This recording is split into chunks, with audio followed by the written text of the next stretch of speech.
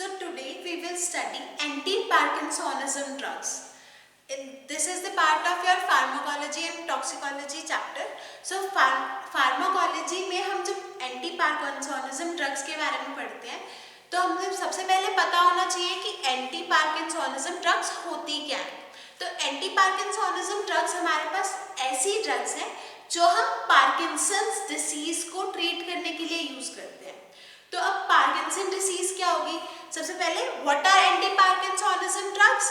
The drugs which are used to treat Parkinson disease are called as anti parkinsonism drugs. तब now what is Parkinson disease?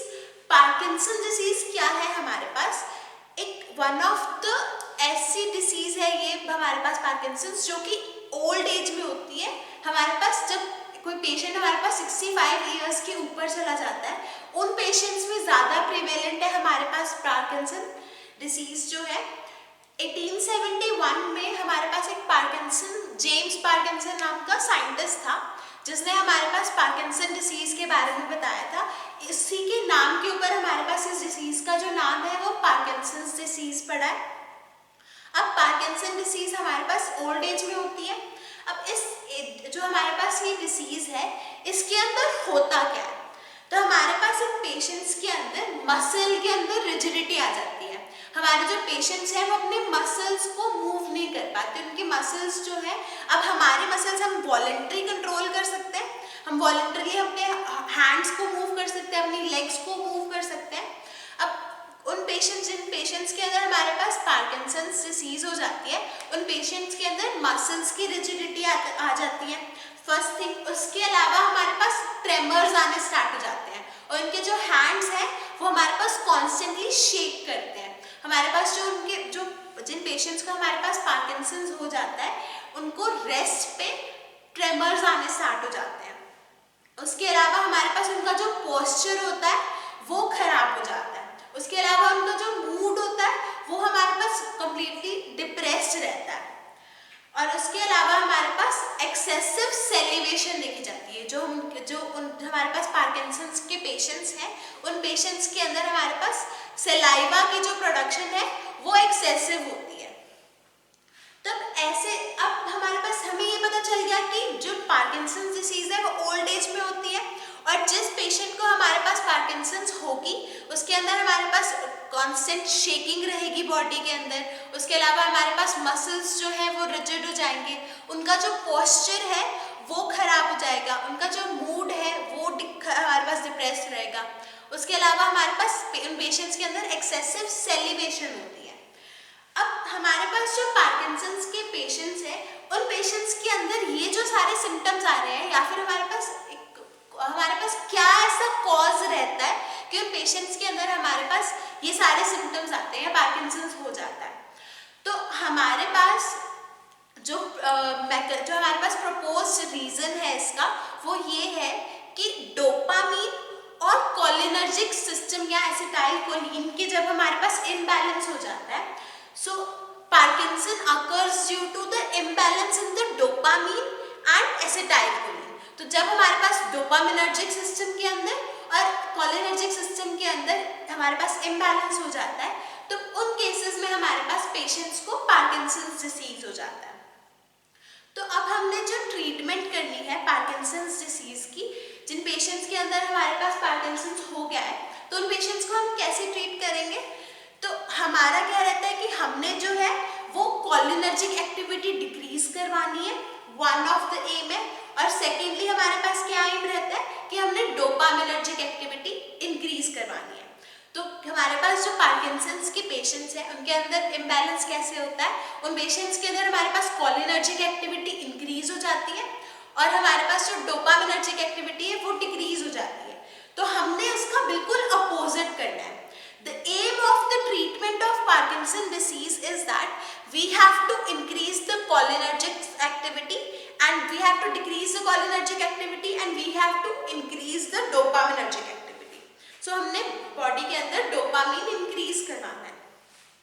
अब इसके अलावा हमारे पास one of the reasons ये है कि हमारे पास कुछ ऐसी मेडिसिन हैं जिनके साइड इफेक्ट्स की वजह से हमारे पास पार्किंसन कॉज हो जाता है. अब ऐसी कौन सी मेडिसिन है, हमारे पास जो फिनोथायाजीन्स है, हेलोपेरिडोल है और राउवोल्फिया है।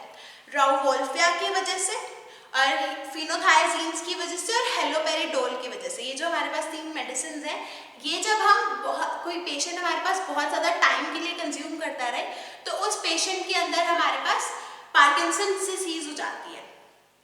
तो अब हमारे पास हमें एम पता चल गया, हमारे पास हमने क्या करना है, कोलिनर्जिक एक्टिविटी इंक्रीज करवानी है।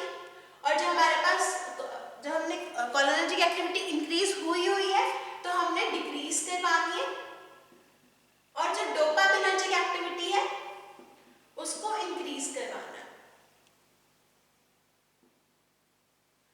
तो डोपामिनर्जिक एक्टिविटी हम कैसे इंक्रीज करवाएंगे, तो हमारे पास एक जो क्या क्लासिफिकेशन है ड्रग्स की, सबसे पहले जो हमारे पास क्लास आती है ड्रग्स की वो आती है हमारे पास डोपामीन प्रिकर्सर। तो डोपामीन प्रिकर्सर के अंदर हमारे पास जो ड्रग आती है वो आती है levodopa. Second class of drugs है हमारे पास पेरिफेरल डीकार्बोक्सिलेज इनहिबिटर्स, उसके अंदर जो हमारे पास ड्रग आती है वो आती है कार्बिडोपा और बेंसेराजाइन। थर्ड क्लास जो है हमारे पास वो है डोपामिनर्जिक एगोनिस्ट, उसके अंदर हमारे पास जो ड्रग आती है वो है ब्रोमोक्रिप्टीन और परगोलाइन। फोर्थ क्लास जो है हमारे पास वो है जो ऐसी ड्रग्स जो हमारे पास फैसिलिटेट करती है डोपामिनर्जिक ट्रांसमिशन को, facilitating dopaminergic transmission, and the agent is amantadine. तो इसके अलावा भी हमारे पास और 4 क्लासेस हैं जो कि हम लेक्चर 2 में डिस्कस करेंगे। इस लेक्चर के अंदर हम सिर्फ ये 4 क्लासेस डिस्कस करेंगे।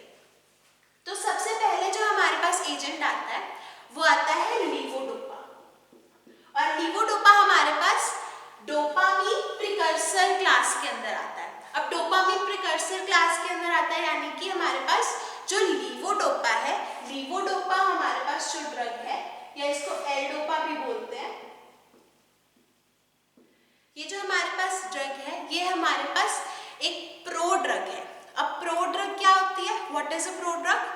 Pro drug what is prodrug? Prodrug is a substance, a prodrug is a drug which is inactive initially outside the body, and once after it comes into the body, due to the interaction with some enzymes, it is converted into an active metabolite. तो हमारे पास prodrug क्या होता है, ऐसे drug molecules जो हमारे पास body के बाहर तो इनएक्टिव है, वो हमारे पास जो उनका वो हमारे पास जब बॉडी के अंदर हम उसको कंज्यूम करते हैं और हमारी बॉडी में लिवर के अंदर जब मेटाबॉलिज्म होती है और एंजाइम्स होती हैं, तो वो एंजाइम्स जब उस प्रोड्रग के ऊपर काम करती हैं तो वो क्या करती है, हमारे पास उसको एक्टिव फॉर्म में कन्वर्ट कर देती हैं। तो वैसे ही हमारे पास जो लीवोडोपा है, लीवोडोपा हमारी बॉडी के अंदर एक प्रीकर्सर की तरह काम करता है। लीवोडोपा हमारे पास डोपामीन का प्रीकर्सर होता है। अभी हमने पढ़ा कि पार्किंसंस के जो पेशेंट्स हैं उनके अंदर डोपामीन की डेफिशिएंसी हो जाती है। The Parkinson's disease is caused due to deficiency of dopamine. और डोपामीन की डेफिशिएंसी कैसे होती है, हमारे पास जो न्यूरॉन्स हमारे पास रिस्पॉन्सिबल होते हैं, न्यूरोसीशियल न्यूरॉन्स होते हैं जो हमारे पास रिस्पॉन्सिबल होते हैं डोपामीन की सिंथेसिस के लिए, जब उन न्यूरॉन्स की डीजनरेशन हो जाती है तब हमारे पास डोपामीन की डेफिशिएंसी हो जाती है। और डोपामीन की डेफिशिएंसी के कारण हमारे पास क्या हो जाता है, पार्किंसंस डिसीज हो जाता है। तो हमारे पास जो सबसे पहला क्लास आता है ड्रग्स का, जो हमारे पास डोपामीन की एक्टिविटी को इंक्रीज करने में हेल्प करता है, क्योंकि डोपामीन की डेफिशिएंसी से पार्किंसंस हो जाता है। तो सबसे पहले हमारे पास जो ड्रग आती है वो आती है लीवोडोपा। अब जो लीवोडोपा ड्रग है ये हमारे पास एक प्रो ड्रग है जो कि हमारे पास बॉडी में जाके एक्टिव मेटाबोलाइट में कन्वर्ट होगी। अब ये जो हमारे पास लीवोडोपा ड्रग है, लीवोडोपा ड्रग हमारे पास क्या होता है, levodopa is converted into the body into dopamine. तो हमारे पास जो लीवोडोपा ड्रग है ये हमारे पास बॉडी के अंदर डोपामीन में कन्वर्ट हो जाती है। अब लीवोडोपा जब हमारी बॉडी में डोपामीन के अंदर कन्वर्ट होती है तब हमारे पास एक एंजाइम रिस्पॉन्सिबल होती है उसके कन्वर्जन के लिए, जो कि है हमारे पास decarboxylase. So decarboxylase enzyme is responsible for the conversion of levodopa into dopamine. अब जो ये लीवोडोपा हमारे पास ड्रग है, लीवोडोपा हमारे पास क्यों देते हैं हम, डोपामीन डायरेक्टली क्यों नहीं देते, क्योंकि हमारे पास जो डोपामीन है वो ब्लड ब्रेन बैरियर को क्रॉस नहीं कर पाती, और हमारे पास जो लीवोडोपा है, लीवोडोपा हमारे पास ब्लड ब्रेन बैरियर को क्रॉस कर पाता है। अब हमें जो डोपामीन का अमाउंट चाहिए वो हमें कहाँ पे चाहिए, डोपामीन की कंसंट्रेशन हमें ब्रेन के अंदर चाहिए। ब्रेन के अंदर आपके पास डेफिशिएंसी हो रही है, जिसकी वजह से आपके पास बॉडी के अंदर ट्रेमर्स आ रहे हैं, मसल रिजिड हो रहा है, एक्सेस सेलिवेशन हो रहा है। तो हमें डोपामीन की जो कंसंट्रेशन है वो ब्रेन के अंदर चाहिए, और ब्रेन के अंदर कोई भी एजेंट जब हमारे पास एंटर करता है तो वो हमारे पास ब्लड ब्रेन बैरियर के थ्रू एंटर करता है, और जो डोपामीन ड्रग है वो हमारे पास ब्लड ब्रेन बैरियर को हमारे पास क्रॉस नहीं कर सकती। और हमारे पास जो लीवोडोपा ड्रग है, लीवोडोपा हमारे पास ब्लड ब्रेन बैरियर को क्रॉस कर जाती है। तो हमारे पास हम प्रीकर्सर देते हैं डोपामीन का। अब जब लीवोडोपा हमारे पास ब्लड ब्रेन बैरियर को क्रॉस करके ब्रेन के अंदर चली जाती है, तब ये क्या करती है, हमारे पास कन्वर्ट हो जाती है डोपामीन के अंदर, और डोपामीन के अंदर कन्वर्ट होने के बाद हमारे पास जो डोपामीन की डेफिशिएंसी की वजह से सिम्टम्स आ रहे थे उनको ट्रीट कर देती है। So the mechanism of action of levodopa should be clear. अब लीवोडोपा के हमारे पास इसके बाद क्या आता है कि लीवोडोपा जो ड्रग है, अब ये हमारे पास जो डीकार्बोक्सिलेज एंजाइम है, डीकार्बोक्सिलेज एंजाइम हमारे पास पूरी की पूरी बॉडी में प्रेजेंट है। तो लीवोडोपा जब कोई भी ड्रग जब हम इंजेस्ट करते हैं, कोई भी ड्रग कंज्यूम करते हैं, तब सबसे पहले वो हमारे पास कहाँ जाती है, स्टमक के अंदर जाती है। स्टमक के बाद हमारे पास इंटेस्टाइन्स में जाती है, इंटेस्टाइन से वो हमारे पास ब्लड के अंदर एंटर करती है। ब्लड जो है वो हमारे पास ब्रेन में जाता है, हमारे बाकी ऑर्गन्स में जाता है, लिवर में जाता है। तो उसके जब हमने स्टार्टिंग में फार्माकोलॉजी पढ़नी स्टार्ट करी थी, तब हमने एक चीज़ पढ़ा था, फर्स्ट पास मेटाबॉलिज्म। अब फर्स्ट पास मेटाबॉलिज्म क्या होता है, जब हमारे पास इनिशियली जो ड्रग है वो साइट ऑफ एक्शन पे पहुंचने से पहले जब वो लिवर में जाती है, और लिवर में हमारे पास उसके ऊपर जो है एंजाइम्स एक्ट करती हैं जो मेटाबोलाइज करती हैं उसको। तो लीवोडोपा के साथ क्या होता है, हमारे पास लीवोडोपा जो है वो कन्वर्ट हो जाती है हमारे पास डोपामीन के अंदर, लिवर के अंदर। So levodopa is converted during first pass metabolism into the dopamine, and हमने क्या पढ़ा है कि जो डोपामीन है वो हमारे पास एंटर ही नहीं कर पाता ब्रेन के अंदर, क्योंकि हमारे पास डोपामीन क्रॉस नहीं कर सकता ब्लड ब्रेन बैरियर को। तो इस वजह से हमारे पास जो लीवोडोपा हम कंज्यूम करते हैं उसका सिर्फ 2% जो ड्रग है वही हमारे पास वही ड्रग हमारे पास ब्रेन के अंदर एंटर करती है। सो जो हमारे पास लीवोडोपा ड्रग है, इसके साथ ऐसा ना हो तो हम इसके साथ हम कंजंक्शन में या फिर एडजंक्ट में या फिर एडिशन में हम एक मेडिसिन देते हैं, जो हमारे पास एक और क्लास ऑफ एजेंट्स आती है जो कि है पेरिफेरल डीकार्बोक्सिलेज इनहिबिटर्स। तो डीकार्बोक्सिलेज एंजाइम हमने पढ़ा था कि रिस्पॉन्सिबल है लीवोडोपा का कन्वर्जन करने के लिए डोपामीन के अंदर। तो जो हमारे पास पेरीफेरी में या फिर हमारे पास जो लिवर के अंदर कन्वर्जन हो रहा है लीवोडोपा का डोपामीन के अंदर, उसको स्टॉप करने के लिए हम क्या देते हैं, कार्बिडोपा। अब कार्बिडोपा क्या करती है, हमारे पास जो लिवर के अंदर डीकार्बोक्सिलेज एंजाइम प्रेजेंट है उसको इनहिबिट करती है, और उसके इनहिबिशन से क्या होता है, हमारे पास लीवोडोपा के जो हमारे पास डोपामीन जो हमारे पास लिवर में बन रहा था वो नहीं बनता, और 2% से जो बायो अवेलेबिलिटी है लीवोडोपा की ब्रेन के अंदर वो इंक्रीज हो जाती है। अब ये क्यों नेसेसरी है हमारे पास, लीवोडोपा जो है वो ब्रेन के अंदर डोपामीन के अंदर जब कन्वर्ट हो जाता है तब हमारे पास जितने भी पार्किंसंस की वजह से सिम्टम्स आ रहे थे, मसल रिजिडिटी थी, ट्रेमर्स थे, सेलिवेशन था, मूड डिप्रेशन था, ये सब तो हमारे पास रिमूव कर देगा, एलिविएट कर देगा। लेकिन हमारे पास लीवोडोपा की वजह से बहुत सारे साइड इफेक्ट्स भी आते हैं, जैसे कि हार्ट के ऊपर हमारे पास लीवोडोपा जब जाता है तब हमारे पास क्या करता है, जो हार्ट रेट होता है उसको इंक्रीज कर देता है। हमारे पास एक कंडीशन कॉज होती है टैकीकार्डिया। सो जब हमारे पास टैकीकार्डिया हो जाता है लिवोडोपा की वजह से। उसके अलावा हमारे पास जब ये CTZ पे जाता है कि वो कीमोरिसेप्टर ट्रिगर जोन पे जाता है, तो GIT के अंदर हमारे पास ये क्या करता है, नोजिया और वॉमिटिंग कॉज करता है। सो हमारे पास ये टैकीकार्डिया कॉज कर रहा है, नोजिया वॉमिटिंग कॉज कर रहा है। उसके अलावा हमारे पास पोस्चरल हाइपोटेंशन कॉज करता है लिवोडोपा।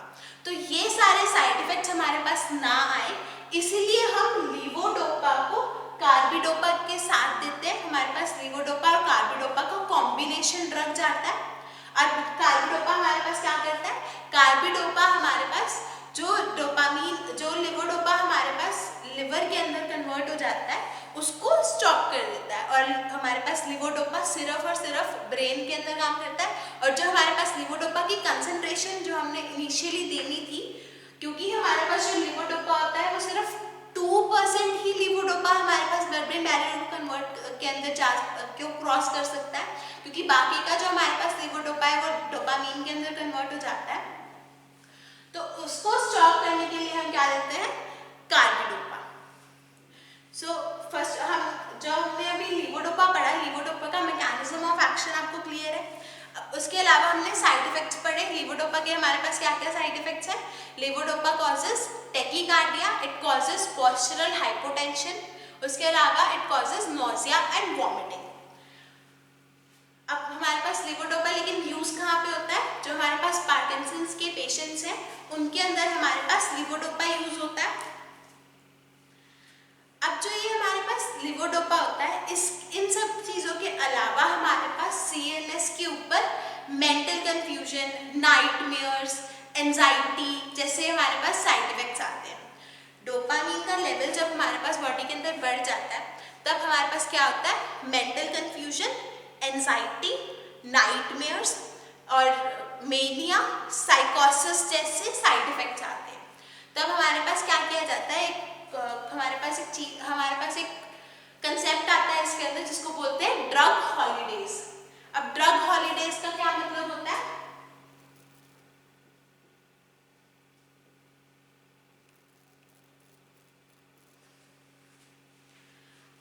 कोई भी पेशेंट जिसको हमारे पास लिवोडोपा और कार्बिडोपा का जो हमारे पास कोई ट्रीटमेंट चल रही है, अगर किसी पेशेंट के साथ रेगुलरली हमारे पास लिवोडोपा और कार्बिडोपा का यूज हो रहा है और उसके अंदर हमारे पास CNS के साइड इफेक्ट्स आ रहे हैं, जैसे कि मेंटल कंफ्यूजन, एंजाइटी और नाइटमेयर्स और मीनिया जैसे हमारे पास साइड इफेक्ट्स आ रहे हैं, तो उन पेशेंट्स के अंदर हमारे पास 3 से 21 दिन के लिए